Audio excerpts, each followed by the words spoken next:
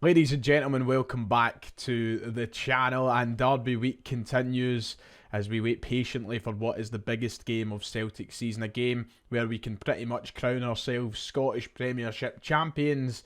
The nerves are building, and I'm sure we're all feeling it one way or another. So let's see what the manager's saying as we head into that game, and a few other stories in the world of Scottish football right now.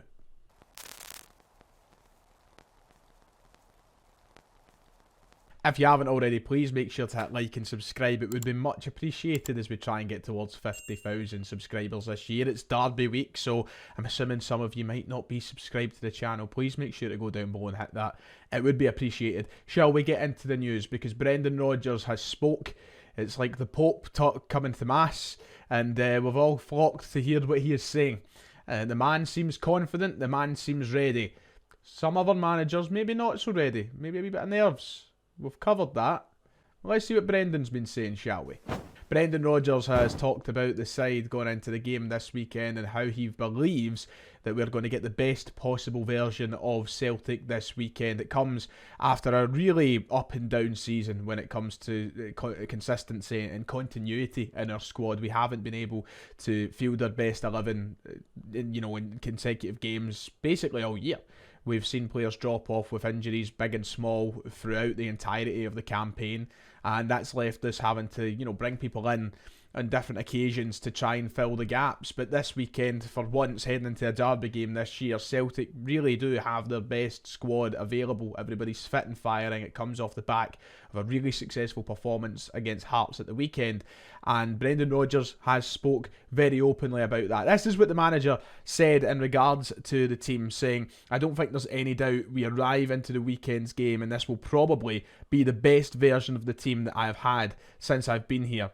When I look at the number of injuries that we've had right the way through, I feel like last weekend was about there virtually in terms of player availability and fitness. I think another good week of work and concentration on the training field, and then we'll arrive into Saturday as good a place as we've been all season." So Brendan Rodgers very optimistic about how the side looks moving into this game. As we know, we have the likes of Maida back and ready. McGregor is looking back to his best after the weekend. We're in a really good position, which for once heading into a derby game, we can finally sit down and say.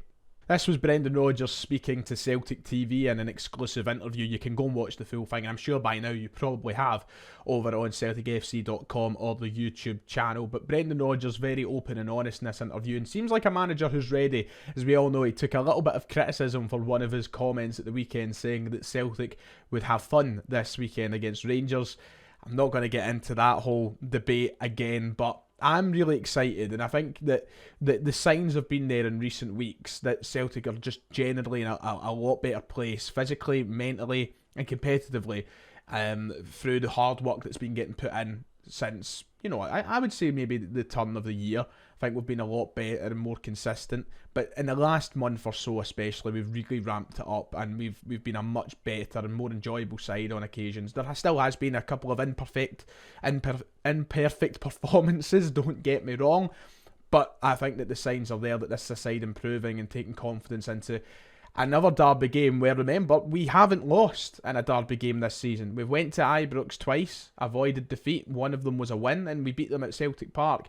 We've been the far better team in Glasgow, and that's not opinion, that's fact. So moving into this game, I'm feeling very, very good. Brendan Rodgers also adding in about the squad shape this weekend, saying that he thinks we'll have good preparation this week, and we really look forward to the game at the weekend. It's important each day just to look at the details in the game and focus on our own performance. It's obviously the last home game for us, and I've said it before after the last time we played at Ibrox that this game is going to be crucial for us playing in front of our own supporters, so I still feel the exact same way. But the preparation is very much based around ourselves, always respecting the opponent and what they may bring to the game, but then looking at how we play and ultimately a process in the game. So I hope Philip Common is happy with his comments here. Maybe that's cheered them up a bit, showing a bit more respect to the Rangers side and saying that they'll look out for what they can do. I hope that pleases Big Baldy, but for now, Brendan Rodgers really just focused on what we do and what we take into the weekend, which I think is probably the most confident I felt for a derby this year, which is nuts because you've got that very obvious point of saying this is the biggest game of the year, the biggest game of the season, ultimately the biggest derby in a long, long time. And I know we've used that phrase a few times over the years, and it's very easy to bring that phrase up, but this feels like it. This could be make or break. This could decide who wins the league title, really. So this is huge. And for it being as big a game, as nervous an occasion as it could be, this is the most confident I've felt heading into one. Not confident to the level where I'm going to sit here and allow Rangers fans to clip me saying, Celtic are definitely going to win. I'm not saying that. But just how we've been playing in recent games, especially against Hearts at the weekend, the fact we go in with a fully fit side, I am really, really happy with how we head into this game. And I like the mentality of every interview that comes out from Brendan Rodgers or any of the players, because there's been a few we've heard, Joe Hart speaking to the media, Liam Scales to the media, Greg Taylor, some other players, they've all kind of spoken. The mentality within the group right now just seems to be really, really good. And the positivity seems to be really high, despite it being an up and down campaign. I think everybody has dug so deep and going into this game and going into this run-in that has allowed me as a fan to feel confident in my side. So I'm looking forward to seeing what we get at the weekend. But interestingly, let's have a look at the teams that have started in the past 3 derbies in this season, because it's nuts just thinking that we can go into a game confident in the team selection, knowing who's going to play, and not have to worry about any fitness issues. So this was the first derby of the season. We took on Rangers. We won 1-0 at Ibrox, of course. And it was a strong side, don't get me wrong, but we've seen that there was obviously glaring omissions in 2 specific areas. The central midfield, we were missing Rio Hatate. David Turnbull started that day while he was still a Celtic player. And then at centre-back as well, Gustav Lagerbielke was thrown into the deep end as a Celtic player and had to start alongside Liam Scales. Now, you've also got to remember, back then, at that point in the season, Liam Scales was by no means a considered starting option for Celtic. We were all very, very concerned that Liam Scales and Gustav Lagerbielke was going to be the starting partnership at Ibrox that day. But we played well, we were resolute, we didn't concede, and we won the game. The second game at Celtic Park seen us have to go through more defensive issues. The partnership that day was Stephen Welsh and Liam Scales, which some people would have maybe argued was a downgrade from Lagerbielke and Scales. But Welsh put in a good performance that day. He did have to go off injured in the game, if I remember rightly. But yeah, once again, we had to kind of scrabble around and there was rotation. Palma came back in, but he was on a decent run of form at the time. Bernardo was starting at the time as well because we were still missing Hatate. We didn't have our fully strength side there. It was a little bit touch and go. And then finally, just last month at Ibrox, we were close to having a full strength side, but Callum McGregor, the captain of the side, he wasn't there. Tomoki Iwata started, and don't get me wrong, Tomoki Iwata done brilliant in that run where he had to play over McGregor due to his injury, and he filled the boots really well, but it's still not ideal going to Ibrox in a huge game without your captain, without one of your best players. So that was the glaring omission from that game. That was 3 occasions against Rangers this year that we went in without fully fit Celtic sides. And I've not even got started on the benches for these games, by the way, because some of the substitute options were revolting, to say the least. It wasn't a great position to be in going into derby games, but we handled it so well. Which brings me on to this weekend and the potential team to start the game on screen now. Look at it, the night and day difference, knowing that we can basically pick our 11.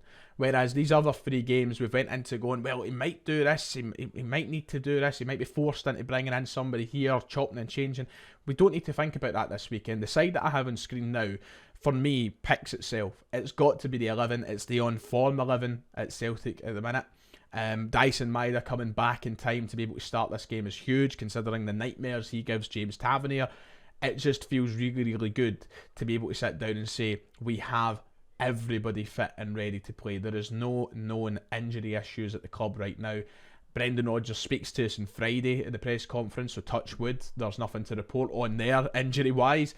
But considering we can sit down and say this should be the team starting for us on Saturday afternoon is, so far removed from the uncertainty of the preparations for the other 3 derby games, which is just brilliant. So the team kind of picks itself.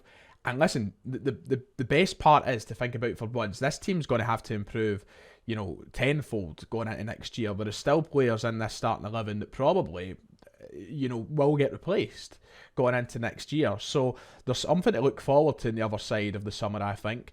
But this is a team that can get the job done on Saturday, and I'm confident of that.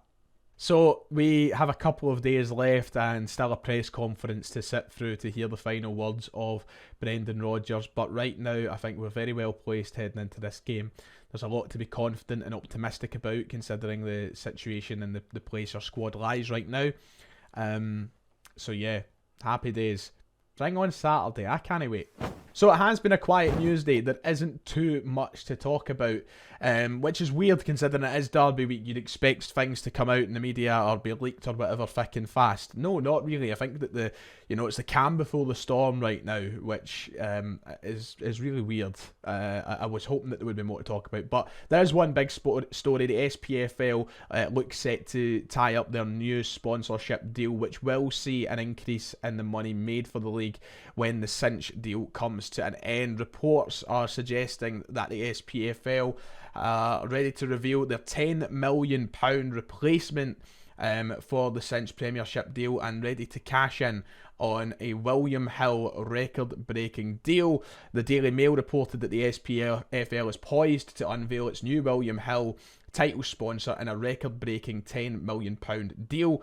The Mail Sport understands that the 5-year package will be worth £2 million per year to Scotland's top 4 divisions, a significant uplift on the £1.6 million that Cinch paid annually. Yes, we are really down in the dirt, aren't we, here in Scotland? Not big money compared to some of the title sponsors and stuff that you hear elsewhere in the world, but it is an upgrade.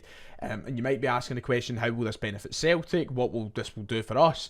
Listen, the difference to Celtic will be minuscule. It's not going to be game changing for us at Celtic Football Club. That increase in money will obviously filter its way through the leagues and will be a significant uplift for elsewhere in the top 4 divisions, but when it comes to Celtic, it's going to be it's tiny. It doesn't really affect us that much, this new deal.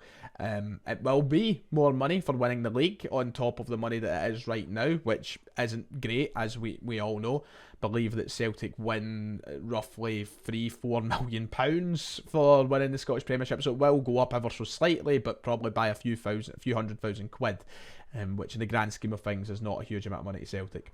But it's a new deal for Scottish football. Next year we will know the top division as the William Hill Scottish Premiership, or as I will be referring to it, the Willie Hill. So I hope you all join me in that. But that's basically all else that's in the news today. Right then, that does it for today. As I said, a quiet news day in the world of Celtic Football Club as we build towards that derby on Saturday. We'll be back on the channel tomorrow with whatever there is to speak about. We'll also be filming the Celtic the Thunder tomorrow night to go up on Friday. And then Saturday's the day of all days, isn't it? So stick around. There'll be plenty to talk about, hopefully, in the coming days. But until then, take care, God bless, and I'll see you all next time.